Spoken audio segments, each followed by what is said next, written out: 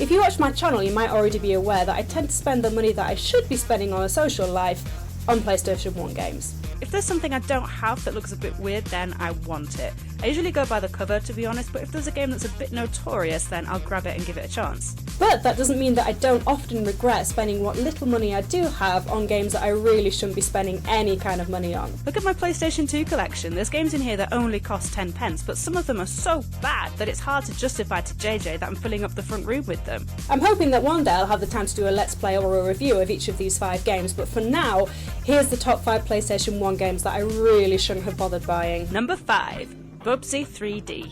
Back when I started this channel, I did a Let's Play of Bubsy 3D because I knew it was going to be bad. I didn't realise quite how bad it was going to be. I wanted to like this game because the ones on the SNES are okay, if you ignore how annoying Bubsy is. Surprising!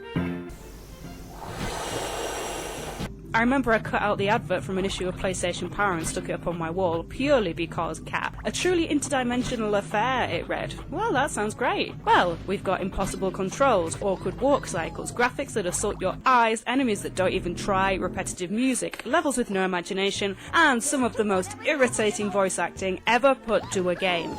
Now, if you lose a Bubsy, you'll start over here instead of at the beginning of the level! Ain't life grand? Okay, this is absolutely the last time I'm going to play this game. I can't do it anymore. Please don't make me play it anymore. Number 4. Evo Space Adventure. Space Station Silicon Valley was released initially on the N64 and I loved that game. Sure, it wasn't perfect, but I had so much fun killing animals and taking over their bodies, swimming around, flying. It was ace. I used to replay the levels just so I could waste time flying around them. The story is that an old theme park has been rediscovered in space and all the robots in the park have taken over. You, playing as another robot, need to go and sort it all out. So I guess it was reasonable for me to assume that when it was ported over to the PlayStation 1, it might still be a good game. Right? Wrong. Whatever the N64 was doing, the PS1 could not handle it. This is a great example of how much more powerful the N64's processor was able to be, because just looking at Evo Space Adventure shows you that some of the bigger games were way too much for the PlayStation. Oh, the controls are so non-responsive, and the low frame rate makes me feel like I'm walking through sludge. I'm gonna murder this sheep. I'm gonna kill him. Then I'm gonna invade his body and take it over and trot around and bleat. Wow, I never realised how kind of dark this game is. If you can find the N64 Silicon Valley version, give it a go, but avoid this port. Number 3. Rascal. I don't get what was going on with Rascal. It was developed by Traveller's Tales, who didn't really start making properly good games until they started making the Lego games, but published by Psygnosis, who are known for some awesome games. So I guess we thought the same people who are responsible for Wipeout and Alundra might only want to publish Rascal if it was good. And on top of that, they managed to rope in Jim Henson to design some of the characters. So this could be awesome.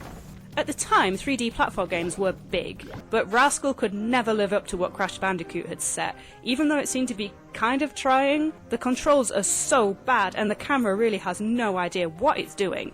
Okay, so I could only bear to get footage for the first level, but all of the worlds are just the same. They're so bleak, there's hardly any enemies to kill. You're lucky if you find one in any room. The intro video hasn't aged well, but from what I can gather, Rascal's dad is kidnapped by some bloke, and then a time machine is accidentally set off. So now, armed with a bubble gun, he's got to rescue his dad and stop time from being broken. Yep, a bubble gun. That's your weapon. In this first level, you've got fully grown adults from the past charging this kid with genuine death intent. I don't need to mention that using a bubble gun against these guys is stupid because you already know it is. Oh, it does work.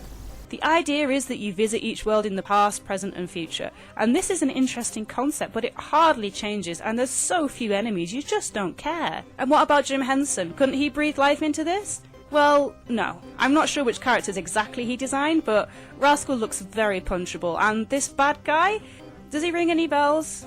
All in all, I hate this game. I just hate it. Number 2. Rocks. Nothing wrong with puzzle games. Some of my most favourite games ever are puzzle games. Doesn't need a story and character development to be a great time waster. Let me just see if I've got time to waste.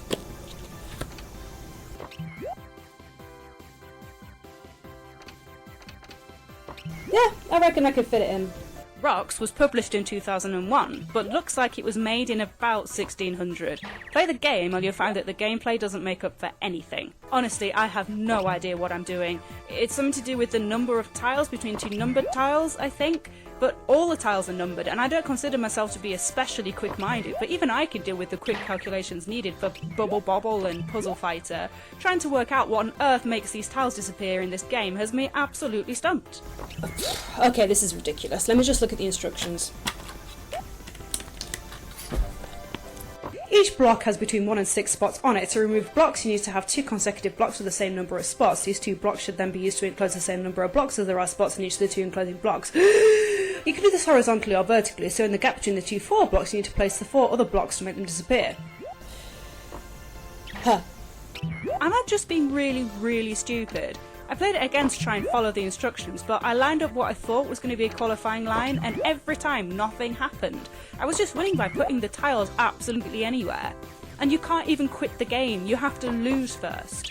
Please, please release me from this agony. The music is repetitive and the graphics are so basic. There is nothing to this game, and I spent £4 on it. I could have bought a bottle of wine with that. And what does that mean? 6 is 6? Is 6 6? What even's real anymore? And finally, number 1, Dalmatians 2. Like I said before, I will give games that are notoriously bad a chance, so I went ahead and bought this. Again, I just went off the cover, but I had no idea what was in store for me. Well, I kind of had a clue. I knew that the cover art was made by Dingo Pictures, who are responsible for some awful rip-off versions of Disney classics. I reviewed Mighty Mulan a little while ago, and I saw Dalmatians 2 on eBay, so I got it. Anything can be better than Mighty Mulan, right? So, just like Mighty Mulan, the game is basically just a badly animated film with a couple of games tacked onto it. So the characters are these dogs. And there's also this cat whose main character trait is basically to be a dick.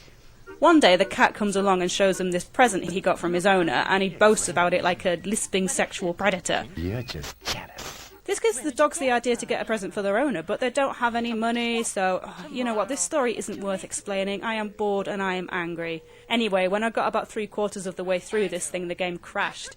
I put myself through it again because I wanted to see what happened to these dogs, but clearly this game is broken.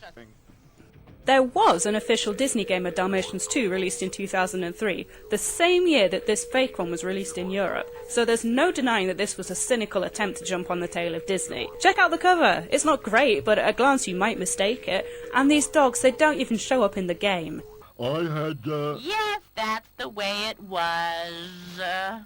And there's more in this same series, if you can call them that. You've got Dalmatians 1, Dalmatians 3, and also the elusive Wii game, Dalmatians 4. Have you played Dalmatians 2? Well then you've played all of these games, they're pretty much the same thing. I spent a £5 on this one all in all, so the games on this one better be good.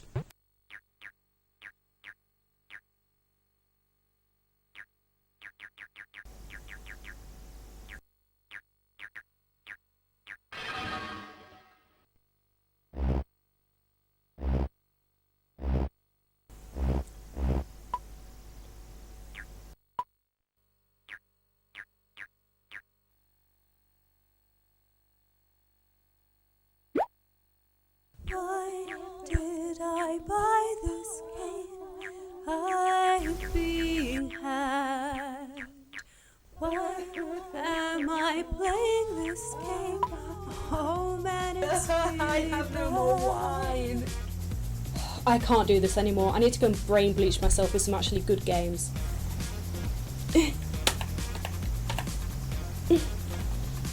Well, that's my buyer's remorse given a video. Thank you so much for watching. If you like what I'm doing here, please leave a comment or let me know what you think. You can find me on Twitter at Octavius1, that's with a 0 and 2 1s, because I'm awkward.